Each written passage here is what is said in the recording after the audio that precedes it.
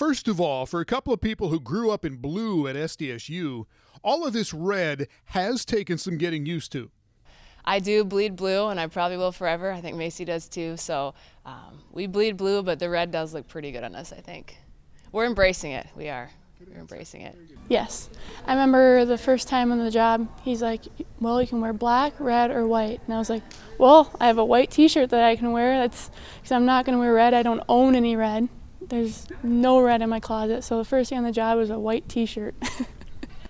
So with that detail dealt with, the Red Raiders are having another good season at a place that is used to having really good seasons. You step into a great program like this, who's used to winning, who's used to going to the NAIA national tournament. But it's not like scary because obviously we've been a part of it at SDSU. You know, you're used to winning, used to the winning tradition, so we just want to bring that here and just continue that. Yeah, I mean, I think it's pretty unique to have your first head coaching job at a place that has a lot of success and a lot of tradition, and that was really exciting for me in the hiring process and making the decision to come here.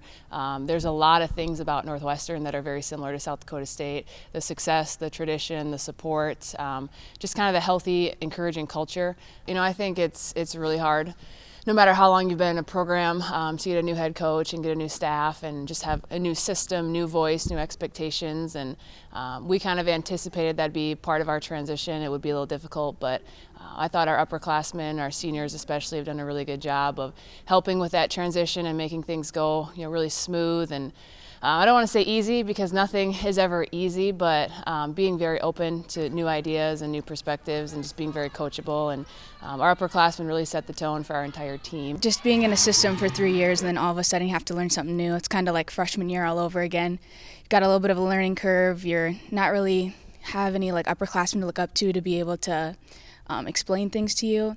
And yeah, it's different, but it's exciting because it's something new. One thing that made the transition pretty smooth and helped us be successful this season so far was her coming in super, super excited and hopeful. And she really fired us seniors up, us three up, and that allowed for us to be able to fire up the rest of the underclassmen and people below us. And they're a little bit more soft-spoken than what we're used to, but I'd say that just knowing where they came from and the background that they've had, it's all good knowledge, and you know that it's all going to be intuitive, and just listening to that, knowing that they know what they're doing, you just trust them. Kristin and Macy do a really good job of being able to read the gym or read the room and do a really good job of reading our emotions, and sometimes that's a struggle just with girls with the guy coaches, but Coach always did a really good job of that too. But Macy and Kristin definitely bring in a different side of that and are able to kind of read how we're doing that day, how we're doing in that game, and so that's been helpful too.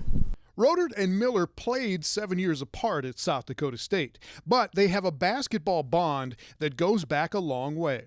We grew up in the same area. She's from Mitchell, I'm from Salem. So we've known of each other for a long time. My first year at South Dakota State was Macy's senior year, so we got to know each other pretty well that year. Then she went overseas and played professionally for a year and then came back to South Dakota State. So we worked together quite a bit our last year there, just because of our job responsibilities and what was expected and needed from us. So we got to know each other pretty well, and I could tell early on from getting to know her that she'd just be a really good fit in this world and in this industry. And her experience as a player, for one, on the skill development side, the leadership side, that insight is really valuable and really important.